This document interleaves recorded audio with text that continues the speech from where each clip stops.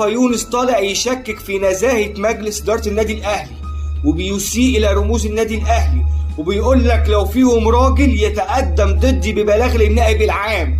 مصطفى يونس بيقول لمجلس إدارة النادي الأهلي لو فيكوا راجل يتقدم ضد مصطفى يونس ببلاغ للنائب العام. عينينا يا مصطفى يا يونس. النهارده مجلس إدارة النادي الأهلي تقدم بالفعل ببلاغ ضدك قدام النائب العام. مش انت بتقول في فساد وبتقول نفسي اقف قدام النائب العام؟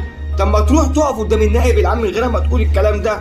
اعمل بلاغ يا عم وقول في فساد كذا كذا كذا، بدل ما تطلع تقول لو فيهم راجل. طبعا فيهم رجاله مش راجل، ده فيهم كلهم رجاله وكلهم مشهورين بالنزاهه، كلهم مشهورين بالشرف يا مصطفى يا يونس.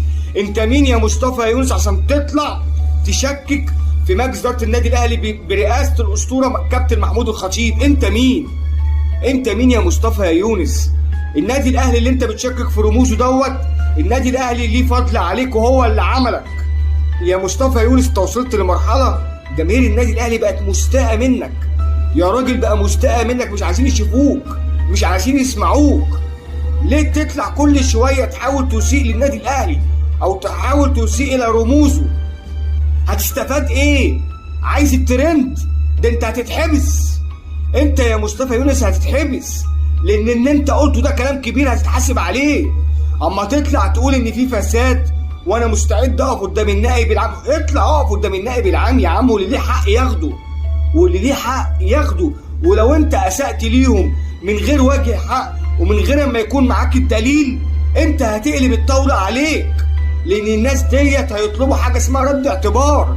الناس دي هيرفعوا عليك قضيه اسمها التشهير، ان انت كده بتاخدهم في اماناتهم وفي ذمتهم يا مصطفى يا يونس. الكلام ده كبير يا مصطفى يا يونس، هتتحاسب عليه. انت ازاي تطلع تقول لو فيهم راجل يتقدم ضدي ببلاغ للنائب العام؟ يا مصطفى يونس النهارده النادي الاهلي برئاسه الاسطوره محمود الخطيب اتقدم ضدك ببلاغ للنائب العام. ما تزعلش، مش انت عايز كده؟ عينينا يا حبيبي. مش انت بتقول في فساد؟ عينينا ورينا فين الفساد. ما انت لو بتقول كده ومعكش دليل يبقى انت هتتحاسب على الكلام ده يا مصطفى يا يونس. عشان يا ابني مش كل شويه تطلع تهاجم النادي الاهلي وتطلع تشكك في نزاهه مجلس اداره النادي الاهلي اللي هو مشهور بالشرف وبالامانه وبالنزاهه. مش انت يا مصطفى يا يونس اللي هتطلع تشكك في النادي الاهلي. كفايه يا جماعه حرب على النادي الاهلي، كفايه بالله عليكم. انتوا مش عارفين ازاي تحاربوا النادي الاهلي؟